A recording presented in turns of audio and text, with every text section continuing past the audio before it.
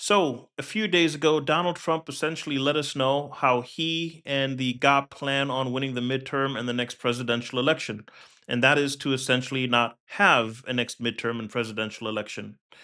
In a speech a couple of days ago, he essentially, literally out loud said they should cancel the election. We're essentially going to cancel the election. Don't believe me? Let's take a look. Worst president, did the worst job. They had the worst policy. How we have to even run against these people. Now, I won't say cancel the election. They should cancel the election because the fake news will say he wants the elections canceled. He's a dictator. Now, something very interesting happened there. I don't know if you caught it, but it's very subtle and it's very easy to miss. And I've noticed that Trump does this often. He'll say one thing and then he'll say a contradictory thing, almost in a run on sentence. And then he'll go on to say about how the media will say that he said that thing, right? It's very subtle. Let's watch it again, and this time pay very close attention. Now, I won't say cancel the election. They should cancel the election because the fake news will say he wants the elections canceled. There, did you catch it? It's very subtle and very easy to miss if you're not paying close attention. He said, I'm not going to say they should cancel the election, period. They should cancel the election, period. But now the fake media is going to say that I said they should cancel the election. That, folks, is called coded language or dog whistling. And his audience, his true audience, those who understand the dog whistle, can extract the true message from what he said there, which is they should cancel the election. Now, right around the time that he gave that speech, he also did an interview with the New York Times. And basically, in that interview, he basically said that he regrets not just seizing the voting machines after the 2020 election. Right. Um, Here we go. He said he regretted not ordering the National Guard to seize voting machines in swing states after his loss in the 2020 election, even though he doubted whether the Guard was sophisticated enough to carry out the order effectively. And that means two things, right? Um, he regretted not seizing the voting machines in 2020 means that, yes, I regretted not seizing them then, but I damn sure aren't going to have that same regret this time, right? This time, I will seize the voting machines if need be. And also, doubting whether the National Guard was sophisticated enough essentially means that he knew that there would be elements in the National Guard that would refuse such an order, right? There were guardsmen. They would say, and commanders, they'd say, "Hell no, I'm not going into voting places in my state, seizing voting machines to help this guy steal an election to essentially kill the republic. There's no way in hell that I'm going to do that." So he knew that. He knew that wasn't going to work, but of course they learn, right? So now he has made sure that when that order is given this time, that will be carried out. And how is he going to do that? Of course, through the Department of Justice, which has been completely hijacked, has been completely magnified, right? He installed the Pam Bondi, which was his personal attorney, right, before he installed her in there. And they have since purged anybody in that entire department that is not a complete Trump sycophant, that does not have total loyalty to Trump and the MAGA regime. Right. Um, the fact of the matter is, Republicans and Trump know that at this point they're really in too deep. Right. They at this point have committed crimes that are impeachable, that are imprisonable. They've crossed the Rubicon. They've burned the bridges behind them, all right? And they can't really back out at this point. At this point, Republicans have everything to win if they ensure they stay in power, if they win the elections, and they have everything to lose, including their freedom, if they lose the election. So essentially, they're cornered animals, right? And a cornered animal is very dangerous. A cornered animal will lash out, will bite, will attack, will do anything that it has to survive. And that's where the Republicans are now. And they really have nothing to lose by totally rigging the election, by just obviously going in there, seizing voting machines if need be, arresting people, arresting Secretary of States on trumped up charges, just totally off, making obvious lies that there's massive fraud going on when that's not the case, right? And they've said as much. They've said, we know that if the Democrats win, if law and order is restored in the country, we're probably going to jail.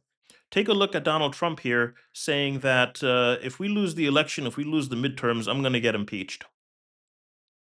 Because if we don't win the midterms, it's just going to be, I mean, they'll find a reason to impeach me. I'll get impeached. We don't impeach them. You know why? Because they're meaner than we are.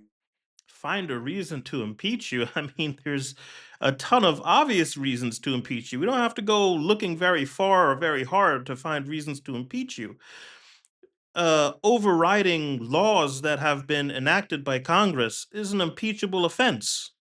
Canceling US aid, for example, like you did, which is a law that was enacted by Congress, that's impeachable. Threatening our allies in NATO that you're going to invade their territory and annex their territory, that's an impeachable offense. Messing with international trade agreements and making tariffs by decree, that is an impeachable defense. Trade agreements and tariff rates are things that are voted on and approved by Congress. Accepting bribes by foreign governments is those are all easily to find impeachable offenses that you've done, sir.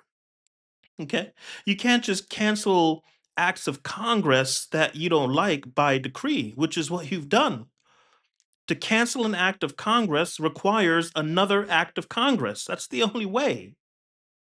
Let's go on. We should have impeached Joe Biden for 100 different things. Name one. Name one thing that you should have, one legitimate thing that you should have impeached Biden for. You know, they don't do that, right? And if you ask your MAGA friends that also regurgitate this trash, this nonsense, they'll have nothing, right? And that's who they are. They are mean and smart. They impeached me. I never knew I was going to be impeached. I get a phone call. You just got impeached. I said, what does that mean? I mean, what does that mean? You don't know what the word impeach means? You didn't prepare for being the president about what these things mean? Seemingly you would think important terms for a president to know what the word impeach means, right? It took them 10 minutes. They impeached me for nothing twice. No, sir, you didn't get impeached for nothing. You got impeached for the Ukraine Biden thing, where you went to Zelensky and tried to get him to find dirt on Joe Biden and to make stuff up against your political rival. That was the first reason you got impeached. And the second reason you got impeached was for inciting an insurrection on the Capitol to try to steal the election. I mean, those are two very clear, very obvious reasons and things for why you got impeached. You didn't get impeached for nothing. It's an amazing phenomena. You know, you win the presidency, and we sure as hell are having a successful presidency. I will say that. Sure you are, buddy. So there you have it. And here's Steve Bannon, the former presidential advisor, basically agreeing, basically saying, yeah, if the Democrats win the midterms and the presidential election, pretty much most of the people in this room, myself included, are going to prison for a very long time. Take a look. Tell you right now, as God is my witness, if we lose the midterms and we lose 2028, some in this room are going to prison, myself included. They're not going to stop. Folks, 5 years ago, the Republic was temporarily saved by two men. The first was Vice President Pence, who ratified Biden's victory in the election, despite President Trump telling him not to do that and to ratify his victory instead. The second was Raffensperger, who was the Georgia Secretary of State, who, when Trump asked him to just find me 11,500 votes, said, no way. You didn't win the election. You didn't win the state of Georgia. Um, but now those people have all been purged. Those people are all gone. Um, who's left? What's left? What leverage is there left for the American people to turn to when Donald Trump sends in the DOJ or the military to seize voting machines and to just make an obvious, incredulous lie that there's been, there was massive fraud. We had to send in the military, we had to send in the Department of Justice to seize those voting machines. And after an investigation, it turns out that I won instead, right? Or if he just outright cancels the election, right? Uh, what leverage are Americans going to have at that point? Are they going to turn to Congress that has completely abdicated their power um, and essentially give President Trump carte blanche to do whatever he wants for the last 5 years? Are we going to turn to the Department of Justice that's run by Pam Bondi, who was Donald Trump's personal defense lawyer before he appointed her to that position? And everybody but Trump loyalists in that entire department has been purged? Or are we going to turn to, I don't know, the Department of Homeland Security, run by Kristi Noem, who is a hardcore Trump loyalist? And again, that department has been completely purged of anybody but Trump loyalists. What about the FBI, Patel's FBI? Do you think we're going to get any help from them to save the republic, to restore law and order? What about the judicial branch, the Supreme Court, that is totally run by six MAGA judges who are Trump loyalists? The fact of the matter is, Americans, we have no more leverage. They have essentially hijacked all branches of power, all avenues that could challenge the president if he attempted to seize an election or cancel an election. And you might say, well, at least we still have protesting, right? If worse comes to worse, we can go out into the streets and we can protest. Can you? Folks, 5 years ago, during the George Floyd riots, Donald Trump told General Miley, according to this article here, basically that he should send in the U.S. military, and he demanded that General Mark Miley, uh, basically that his forces quote crack skulls and quote beat the fuck out of protesters, and to quote unquote just shoot them. And General Mark Miley resisted and said, "No, I'm not going to do that." Mark Miley is also reported to have told Steve Miller, a senior Trump advisor, to quote, shut the fuck up after Miller said cities are burning.